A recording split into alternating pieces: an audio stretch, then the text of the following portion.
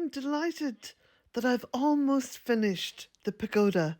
Myself and my son have been working on it. There's still some more to do, but have a look. Well, this video was uploaded yesterday on Valentine's Day. Sadly, because I put a little bit of music in there, which was on my iPhone and I thought was copyright free, I had a copyright strike against me. So, you know I don't allow advertising on my videos. So what I did was I just made the video private whilst I dealt with the issues, which meant removing the music and rejigging the video and getting it processed and then uploading it to YouTube. So here we are. Anyway, we're here. Here's the video. Welcome. Well, this is now the pagoda. No, it's not a pergola, because the pergola doesn't have a roof and a pagoda does have a roof. So, this is it. Now, this little bit of trellis here, this is just trying it out to see how it looks. So I'm going to get 6 pieces of trellis and then something for the back because I want to grow some nice plants up around it. So this is going to be the ultimate outdoor dining experience. But I'm just so pleased with it because to have turned what was a very kind of rotting, it was actually filled with rotting wood, shed, but the roof, as you can see, was in good condition, although we have reinforced it here and there. Put new beams up, sunk these pressure treated beams into the ground. You can just see that, I'm trying to reach up, let me just come a bit closer. It's all been tied in and on both sides. And it's now just going to have another chance at having at least 2 decades of use as per the old shed. The shed, by the way, was the very first structure I put up here, and because there was no shed or barn or anything here when I bought the old cottage. So yeah, it did well, and now a new incarnation. So I've run up quite a big bill at the hardware store, and I haven't finished yet because I have to get some sand and then paving slabs, and I'm going to just lay them onto sand, and that way then it'll be a little bit more kind of weather friendly and a lot cheaper. Just take a little shot from this side because the roof, it's a metal roof, but because of the design it looks quite scalloped, so it does lend itself really well to the project. Now I'm also going to order a couple of ton bags of gravel because I've moved the potager beds which were here, and you can see basically the outline of them. So this is where I've brought one of the potager beds back to in order to keep this beautiful bay tree. The other potager bed, I've moved all the plants, they've all gone in round the front. I'll show you now the little rustic garden that I've made at the front of the cottage. Here we are. I'm still adding to it, but you can see the bulbs, the daffodils, the polyanthus, geranium, sedum, and even the poppies.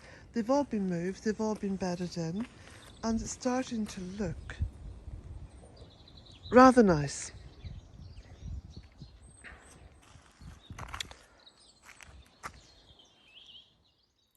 So here am I just standing very proudly, may I say, in the unfinished pagoda. There's still a fair bit to do, and then I want to sort of decorate it. I've got lots of fairy lights that run on batteries, and I've got this incredible table that my daughter got donated from a friend, should we put it that way. Table and chairs, so I'm really pleased about that. And yeah, I'm just so looking forward to having family and friends round and finally finally, after all these years, having a dedicated space in which to eat and entertain and enjoy the social company. Because up until now, of course, as you know, the kitchen in my cottage is quite small. So here's to feast. Well, a very happy Valentine's Day to everyone. This was at about 7:45 this morning, and you can see the light has come back. It gets lighter and lighter each morning, and it really lifts my heart. It's just beautiful. You all know that I light the candle every morning and make wishes. I make wishes mostly for other people. So if you have a wish, do let me know. I listen to the radio, I light the stove, I boil the kettle, and just wait. Wait for the kettle to boil before I have my coffee. You know, morning rituals are lovely. They're important. They're very important for our mental well-being. It's funny the kind of things that one thinks of when working outdoors. And I've spent the past, gosh, it must be most of autumn and winter outdoors working where the light was available, which during the winter is quite a short time. So lots of time to think, lots of time to ponder, lots of time to remember. This is why I think working outdoors is so good for mental health. And, you know, I have noticed watching various videos on YouTube that a lot of people who are feeling down or depressed or anxious, because anxiety is a big thing now, isn't it? They're spending too much time indoors. Even just sitting out in the veranda and just allowing the gentle sound of the chimes, you know, to permeate you. It goes much deeper than your ears and your head. It goes right down into your soul. It's very reassuring because you feel you actually feel a part of this beautiful land, you know. That's what I love most about it.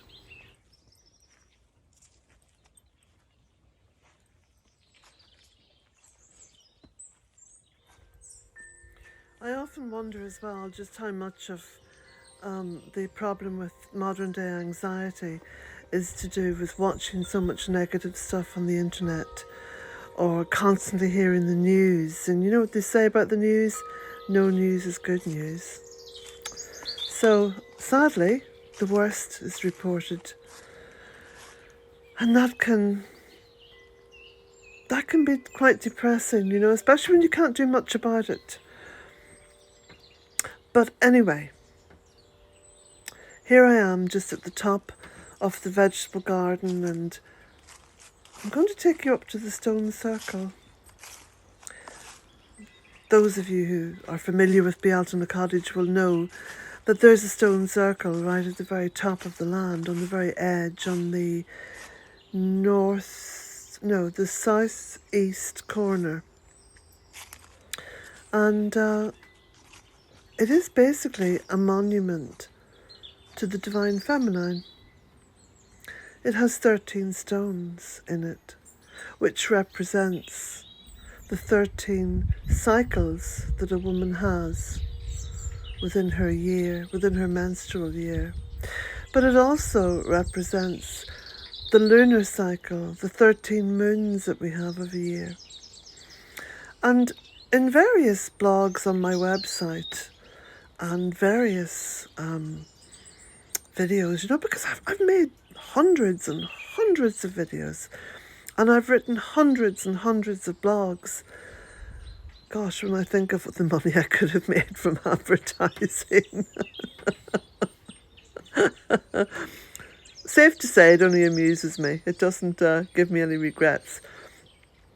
But I've written a lot about this because I've studied a lot about the connection that women have, you know, with the moon and with the lunar cycle, and it really is quite amazing. And therefore, getting to that number 13, which for thousands of years we've been told is a really unlucky number. Now, doesn't that make you think? And it's not an unlucky number at all. It is like a sacred number. Because without 13, there wouldn't be a human race. Without those 13 cycles a woman has over the course of the year, there would not be a human race. So 13, in my estimation, is a deeply sacred number, and therefore an incredibly lucky number. So often, you know, in history, we've been told, we've been taught, we've been indoctrinated with some idiotic belief that white is black, right is wrong. You know, it's like turning things on their head, turning things upside down, causing confusion, and eventually, the human race accepts whatever it is. So come with me to my stone circle. We'll have a little look. I visit this place each morning. I have my little rituals, which are very important to me and my well-being and my connection with Mother Earth. Here it is.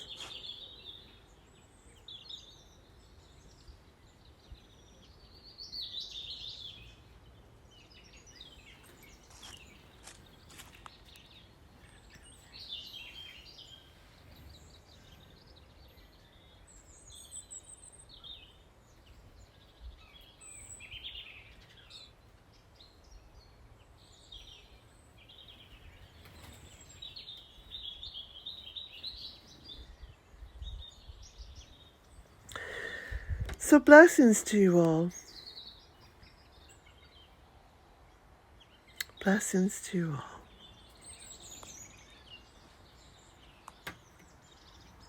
And I rarely say this, but if you have liked this video, then it does make a difference to press the like button. Blessings. You can find my books on my website, bealtonacottage.com. A Cottage in 3 Acres, In Search of the Goddess Rising, and Walking Between Worlds, as well as the Bealton Cottage Guide to the Deep Midwinter, and the calendar. The calendar is on special offer now.